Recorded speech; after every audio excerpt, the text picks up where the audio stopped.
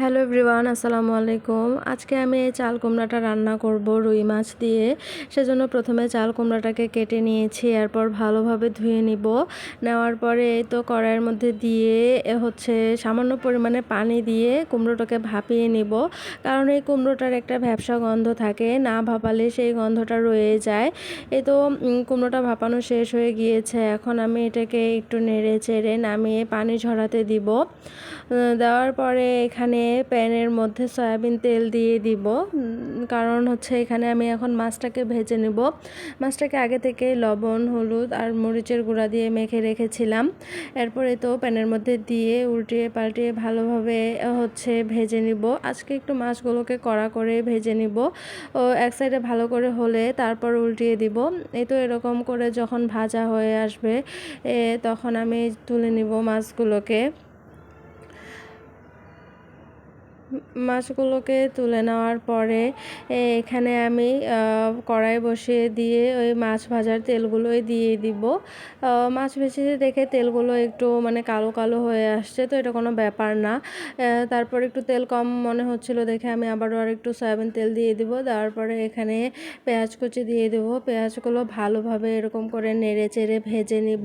নেওয়ার পরে সামান্য একটু পানি দিব যেন পেঁয়াজটা পুড়ে না যায়। এরপর এখানে আদা রসুন বাটা দিয়ে দিব। দেওয়ার পরে নেড়ে চেড়ে দিব। তারপর এখানে পরিমাণ মতো হলুদ গুঁড়া, পরিমাণ মতো লাল মরিচের গুঁড়া আর সামান্য একটু গরম মশলার গুঁড়া দিব। অনেকে আছে মাছে গরম মশলার গুঁড়া দেয় না, শুধু জিরা দেয়। যেহেতু আমি সবজি দিয়ে রান্না করব সেহেতু একটু দিয়েছি আজকে অল্প করে। তো এখানে মশলাটাকে ভালোভাবে কষিয়ে তো কুমড়াগুলো দিয়ে দিব। যেহেতু মাছ দিয়ে রান্না করব সেহেতু কুমড়াগুলোকে আজকে একটু লম্বা লম্বা করেই কেটেছি।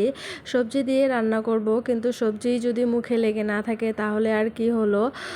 তো এই তো কুমড়াগুলোকে মশলাগুলোর সাথে ভালোভাবে মিক্সড করে একটু ঢেকে দিয়েছিলাম। এরপর ঢাকনা তুলে এখন আমি কষিয়ে নিব ভালো করে কুমড়াগুলোকে। তো রান্না তো সবাই করতে পারে, কিন্তু আমি আমার মতো রান্না করতেছি। আপনাদের যদি রেসিপিটা ভালো লাগে তাহলে অবশ্যই লাইক কমেন্ট করবেন, আর অবশ্যই এভাবে একদিন ট্রাই করবেন, দেখবেন অনেক ভালো লাগবে। এভাবে রান্না করলে কিন্তু অনেক মজা হয়। তো এই তো কুমড়াটাকে ভালোভাবে 4-5 মিনিট কষিয়ে এখন আমি সিদ্ধ হওয়ার জন্য এখানে পানি দিয়ে দিচ্ছি। এই পরিমাণ মতো পানি দিয়ে দিব, এতে করে কুমড়াটা সিদ্ধ হবে আর ঝোলটাও ঠিক থাকবে। তো একটু নেড়ে চেড়ে পানি দিয়ে এখন আমি ঢাকনা দিয়ে ঢেকে দিব।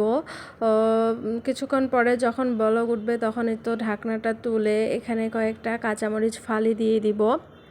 দেওয়ার পরে এখন আমি মাছগুলোকে দিয়ে দিব।